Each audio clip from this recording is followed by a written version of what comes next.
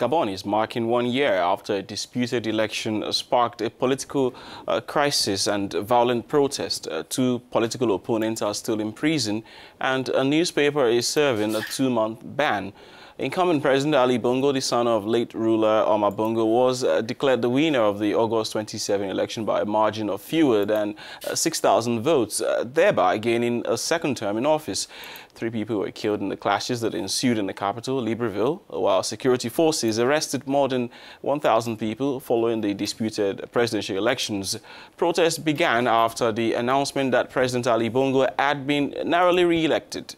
Opposition leader Jean Ping alleged 2 members of his party had been killed after his headquarters was allegedly bombed by people he alleged to have come by helicopter from the president. Effectivement, Jerry, et à l'annonce de sa réélection, Ali Bongo proposed a political dialogue after his re-election announcement, which happened in 2016 May. This dialogue, inclusive and without taboo, who would like to be the brick who goes supporting peace in Gabon, has opened small institutional reforms. He says those reforms are not sufficient to satisfy the opponent, Jean Ping, who always disputes the legitimacy of his power.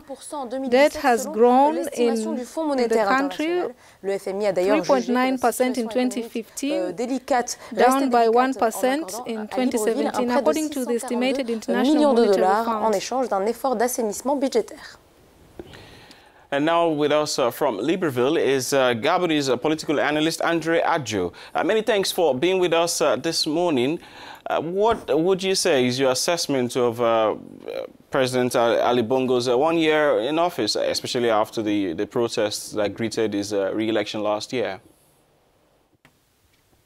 I believe that this assessment is still in favor of the president and his government, because a lot of energy has been mobilized, particularly directed towards the organization of dialogue with mixed results. In terms of governance and the public initiative of major projects, the president did not really have to concentrate on these development issues, because with this tense political situation, we had to find solutions, notably through dialogue. Parce que, avec cette situation politique crispée, il a fallu trouver des solutions, notamment par le biais du dialogue au contexte actuel.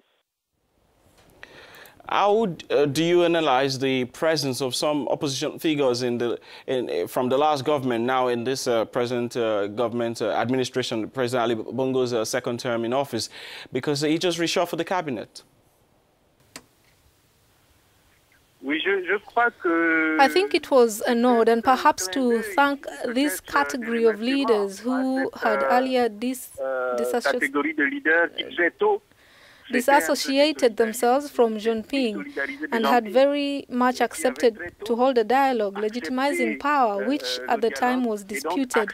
So he needed to thank them, from my point of view, to bring them to the government. Les remercier, de mon point de vue, les faire venir au gouvernement. Et c'était l'une des recommandations du dialogue. Andre, John Ping, the main opposition leader, still insists he is the president-elect of Gabon and has called for civil disobedience. Can he still win in this struggle for power? I believe that this situation is totally confusing, and where law is not able to solve matters, it is more about the logics of balance of power that are necessary, and that is prolonged.